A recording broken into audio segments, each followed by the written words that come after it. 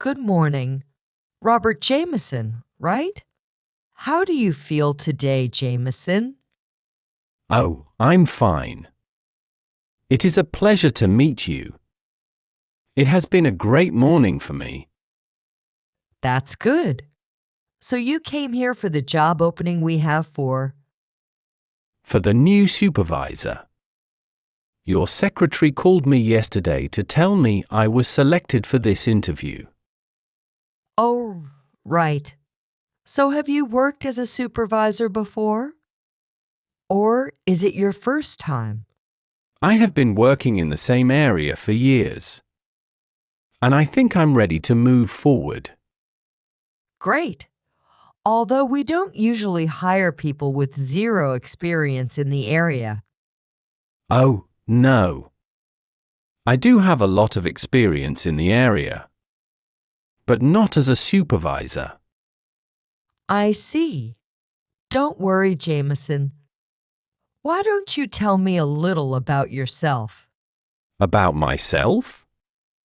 Sure. Where to start? Well, you already know my name and surname. I haven't always lived in the city. I moved from California some years ago to study here. I came to this city just for that reason. To study a career. I studied business management. I graduated with honors, being the first place of my class. We were 100 people. So I considered that as an important achievement since I was not very smart in school. That's excellent. Congratulations. And why did you decide to study that career? Well, my father was a businessman too and the general manager of an important company.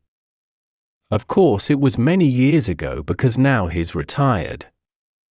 He is 70 years old now. Anyway, I used to see him talking about business and how to manage a company, and I like that.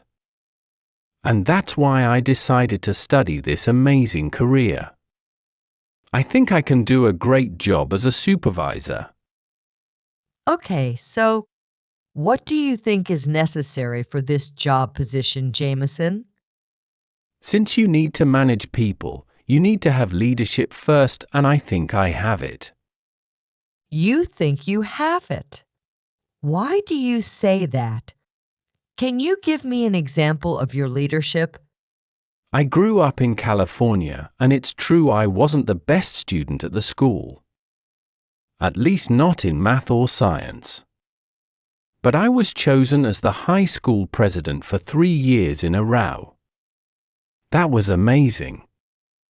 As a president, I could help the students to get some improvements for the school. Of course. And why were you chosen as the high school president if you weren't that intelligent? I was popular and many people knew about my abilities to manage difficult situations. I see. Now I would like to know about your family. Tell me about it, please. I have 2 brothers and 1 sister.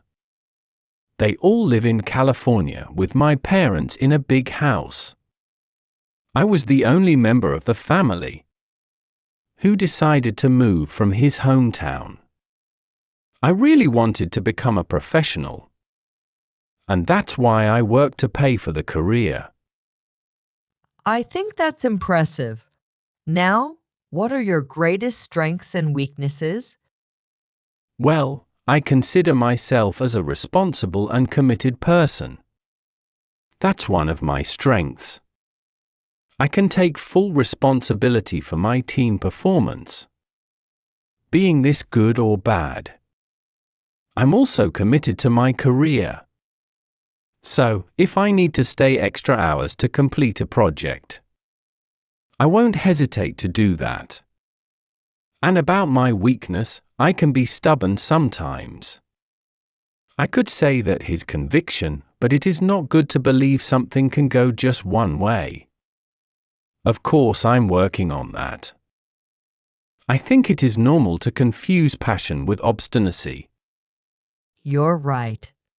Sometimes when we do things with passion, we can do it wrongly.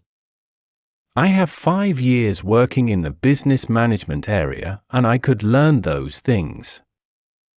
I see. And are you able to work under pressure? That's usual here. Sure, I am. In my 5 years working in this area, I always worked under pressure. That is something very common in this job. We have to deal with different situations every day. I'm able to work under pressure and also to lead a large group of people to get the objectives. That's true. Now, what is the biggest challenge you have ever faced in your life? I am the kind of person who likes challenges. Since I was a child, I have faced a lot of them. But I think the biggest one was the decision of moving to another city. It was hard to do. I had to deal with debts, finding a place to live, getting a work to pay for my stuff. It was definitely a difficult moment in my life. But happily I could handle it successfully. It really is. Okay, Jameson. I don't usually hire inexperienced workers, but this time I'm going to make an exception. I think you have the necessary skills for this job. And of course, you can learn easily how to manage people in this company. You know, this is an important company in the city, and we need people who can represent us well. So I think you passed this interview, and you are now able to come tomorrow to talk to the general manager. Because you need to meet him, and he's going to explain more about the company. Oh, that's wonderful. Thank you very much. I promise I will do my best for this company. It was nice to meet you, Jameson. Welcome to MS Enterprise. I will see you tomorrow morning. It was my pleasure.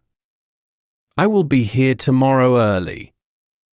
Thank you very much for the opportunity. Excuse me, sir.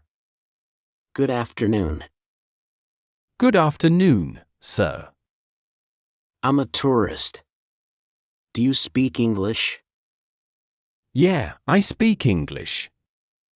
Welcome to my country. How can I help you? Oh, great. I have been walking for many hours and I couldn't find anyone. I couldn't find anyone who speaks English. I'm happy to find you. Well, since it's not our first language, not many people here speak advanced English. Happily, I have studied this language for many years. And I try to practice every day.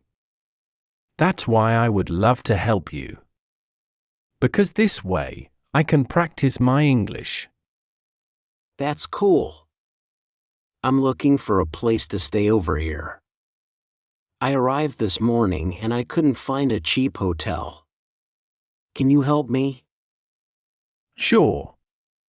There's one cheap hotel near here. Right on that corner. What corner? I'm sorry, but I don't know this place very well. Help me, please. Oh, all right. You just go straight ahead, turn right and there you'll find it. I have a friend working there. You can tell him you were sent by me and they will help you. My name is Maurice.